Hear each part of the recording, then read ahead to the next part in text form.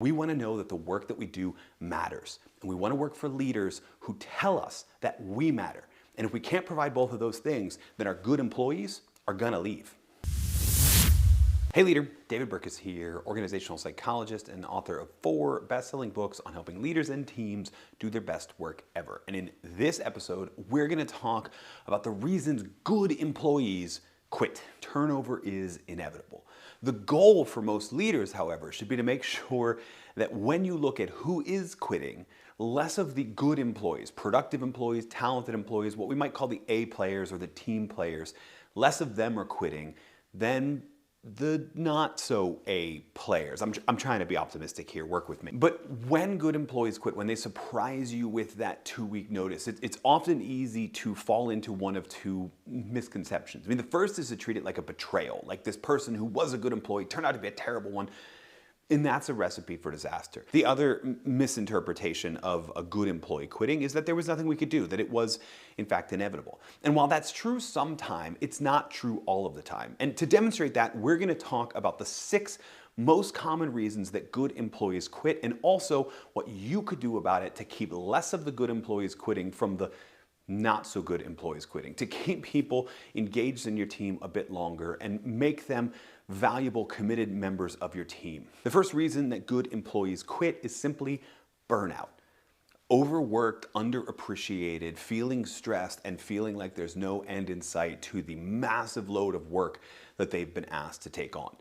Burnout of talented, high-performing employees happens, quite frankly, too often. And it starts from a rational place. You would want to give your most critical tasks to your most valuable employees. That makes perfect sense. If you want something done well, give it to a productive person, give it to a busy person. That makes sense. But where we err a lot of the times is that we don't offload some of those non-critical tasks. Instead, we just keep adding more and more and more. And so initially our more productive employees, they rise to the occasion, they put in extra effort, but eventually it breaks down and they're burned out. So to keep that burnout from happening, make sure that anytime you are adding tasks to one of those valuable employees, those high-performing members of your team, make sure you're also thinking about what tasks you need to remove from their workload as well. And if you're one of those high performers and somebody wants to give you additional tasks, then be upfront about the question, right? Be upfront about what things would you like me to stop working on in order to take on this additional task. Sometimes just telling that question to your superiors is enough to get them to realize we are overworking this person and we don't want to lose them. The second reason good employees quit, sort of the opposite of burnout, is boredom. Right? Sometimes our high-performing employees, our well-contributing players, don't actually have enough challenging tasks to do. Right? People can grow out of their role. They're almost destined to grow out of the role. If they truly have a learner's mindset or a growth mindset, they're going to eventually figure out the efficient ways to do the tasks we're asking them to do, and they're going to be looking for more. And if we don't provide that more, if we're just giving the same day-to-day tasks and we're not actually helping them grow, even if they're not growing into new titles and new roles, but growing into new tasks, they're going to get bored quickly. We know this from the research on stress, for example. It's easy to think that stress is always the enemy, but there turns out to be a phenomenon known as eustress in psychology, positive stress, a stress that matches the skills and abilities of the person.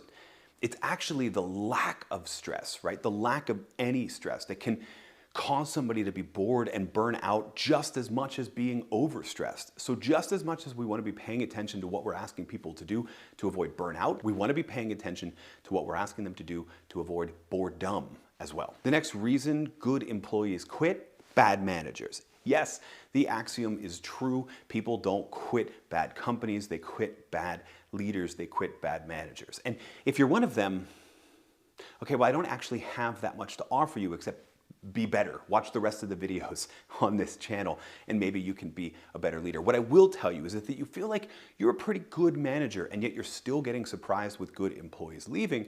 It could be because it's not so much you as a bad manager, but somebody else in the hierarchy. And sometimes when we're in bad cultures or borderline toxic cultures, Sometimes it's our job as leaders to act as a human shield. Now, that's a responsibility that you didn't sign up for, I get it. But if we want to keep our good employees, if we want to keep all of our employees from feeling overly burned out or from leaving the organization, then sometimes we have to be the blocker of the bad senior leaders that they're facing while we wait for that cultural change to happen.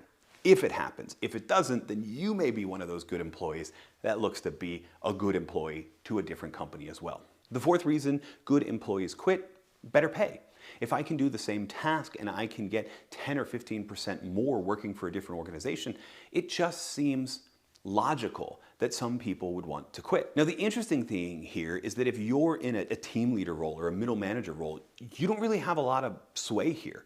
Or you could try and fight for a counteroffer, although interestingly enough, we know this from the research that the majority of the time people accept a counteroffer, they're still gone about 9 months to a year later. So pay obviously isn't the only issue. And in fact, we see that even when people cite better pay and when what attracted them to look for different jobs better pay, we actually see that an honest conversation about why someone's pay is where it is, why that's what the organization can offer, why that's the best the organization can offer, and then what else we can do to keep them engaged with work that really actually inspires and motivates them, that can often decrease the intention to quit. You may not always be able to provide better pay, but you can provide a couple better reasons for wanting to stick with the organization. And sometimes those keep good employees where they're at with you and your team. The fifth reason good employees leave: bigger opportunities. This one makes sense just like the boredom one. People grow. They grow out of the roles they were hired for.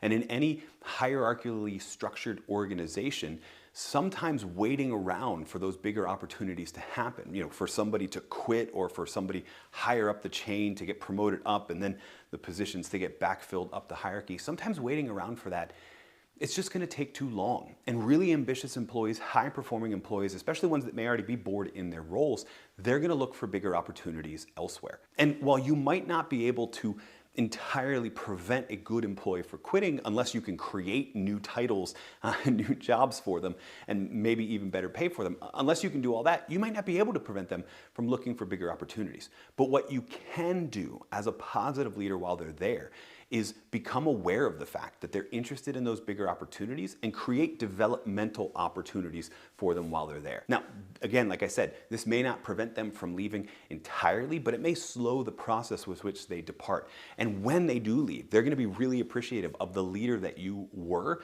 and of the company that they got to work for. So if people are looking for bigger opportunities, we can still help them grow into those opportunities and get a high-performing and positively reflecting on the organization employee out of the situation as well. And the last reason that good employees quit: blah purpose. Okay, I didn't actually want to use the word blah here. I just couldn't think of another B, and we already had the thing rolling, so I went with it. But blah purpose sort of works, right? Every organization has a mission statement or a vision statement, and many of them are incredibly vague or incredibly uninspiring. They're these buzzword-laden paragraphs of information about shareholder value and innovation and integrity and what have you, and you get the impression that even the CEO and the entire C-suite doesn't actually remember it. And that's what I mean when I say blah purpose, where we have too much of senior leadership focused in on how fast we're growing or how much our revenue is or that vague mission statement, and we're not connecting to what really inspires people to come to work every day. And the more that we study this, the more that we learn that what really inspires people to come to work every day is not a grandiose vision statement. It's not a why about why we exist as a whole organization. It's a who. It's a who is helped by the work that we do. And we also know that that conversation, being led by one's specific manager, by their specific team leader, has a powerful effect on how engaged they are in the organization. So you may not be able to rewrite the whole mission statement, make it something that's catchier, etc. But one thing you can do is make sure that your team understands the connection between the work that they do on a day-to-day basis and the people that they help from it.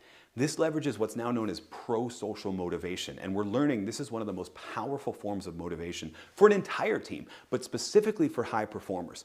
We want to know that the work that we do matters, and we want to work for leaders who tell us that we matter. And if we can't provide both of those things, then our good employees are going to leave. Now, this list is not every single reason a good employee is going to quit. It may be every good reason an employee is going to quit that happens to start with a B, But the other thing that these represent are things that you as a team leader, as a manager, can work to kind of counteract. You can pay attention to the tasks that you're asking people to take on and make sure you're avoiding burnout and also boredom. You can make sure that you're not one of those bad managers and also that you're running a human shield for those bad managers. And you may not be able to provide better pay and bigger opportunities, but you can counteract that blah purpose that we know will counteract an intention to quit for said bigger opportunities or better pay. There is something you can do to keep good employees from quitting. Maybe not forever, but when you leverage these things, you create a team where people really feel like they do their best work, and they're going to feel that for a much longer time. And even if people end up deciding that they can do their best work ever somewhere else, they're still going to remember you as one of the best leaders they've ever had.